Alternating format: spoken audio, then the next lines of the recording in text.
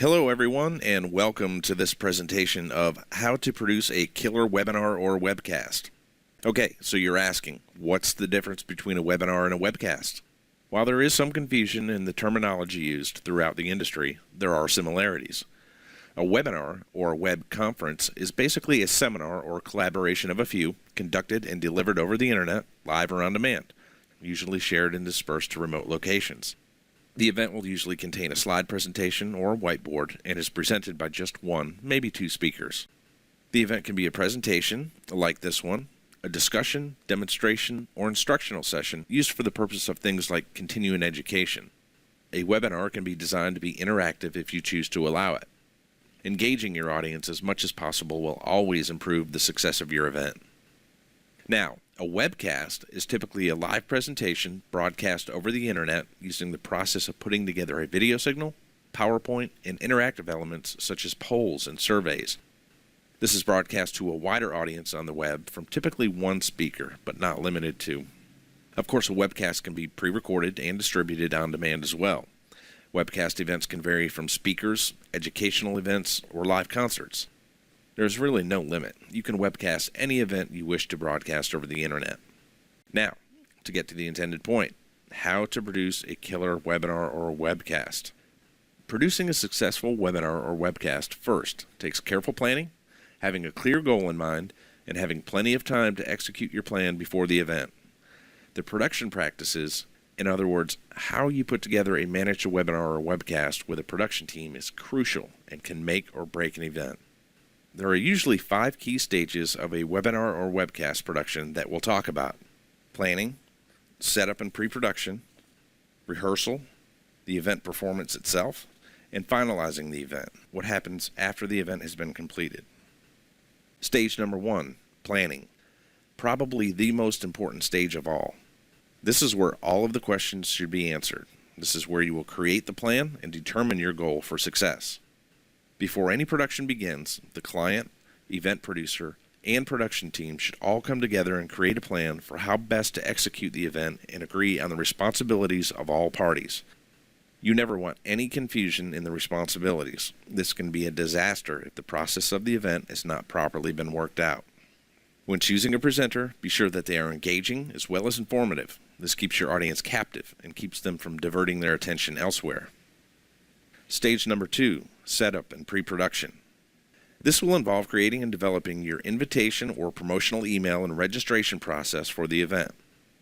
Know what information you want to gather from your attendees and make sure that that information is being directed to the right person. This would probably be the client and the event producer.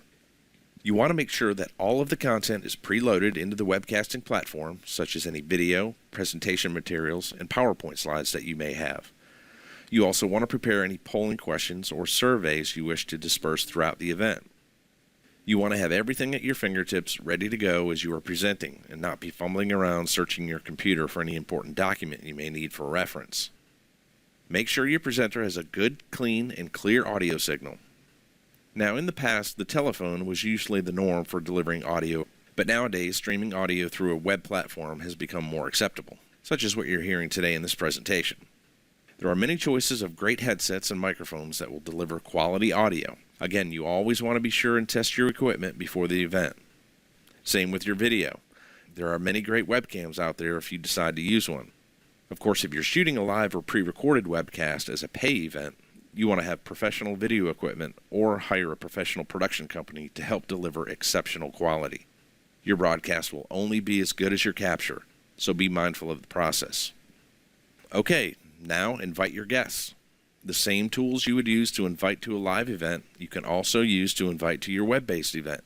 From here, you will gather the information from your registered guests and will be able to email them, reminding them of the date and time, as well as delivering the login credentials, allowing them to enter the event.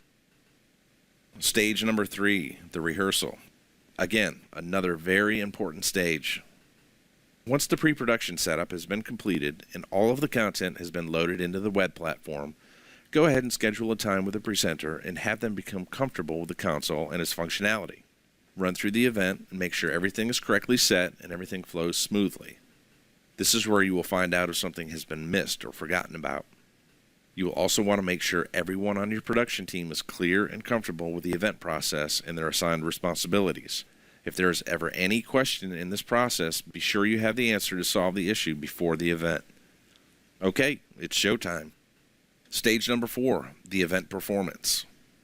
This is when the event will actually be occurring live or being pre-recorded for future on-demand playability. Now you want to have your presenter log in early and do a final AV check. Make sure there is clear communication with the presenter, production team, and event producer before you go live. The event producer should make sure all of the invited participants have gained access to the event and handle any technical difficulties beforehand should any arise. Again, you don't want to have any issues arise when the event is scheduled to begin. It's always good to have a technical production team behind the scenes to manage the event throughout and be able to respond to questions from the presenter or the participants. Then, it's all up to you. Have a great event. Stage number 5, finalizing the event. When the event is concluded, of course, you always want to thank your virtual attendees for joining. Make sure that your attendees have all the information that was intended for them. You will want to make accessible the appropriate contact information in case for some reason they cannot access the materials. This will allow you to get the information to them directly after the event. You will want to collect data from any interactive elements you may have had and generate your reports. You will also want to conduct a follow-up email to your attendees to thank them again and be sure to inform and invite them to your next event. Don't be afraid to ask if there was anything that could have made the event experience better for them. This will help make your future events even better. You'll want to archive the event for any future monetization. Also, be sure and let your attendees know about the deliverables you can offer, such as customized printed and packaged CD and DVDs or MP3 files. An archive of the event can also be created and made available through your website. They can view it just as it happened, or you can have it edited into a professionally polished presentation. And that's about it. I hope this presentation has been informative. We appreciate you attending, and we hope you have learned a little bit more about the virtual event process. If you are new to the virtual online event experience, or even if you've held an event in the past, contact us for more information on how we can help make your next event a success. And let Chisel Multimedia help you expand your presence. Thank you.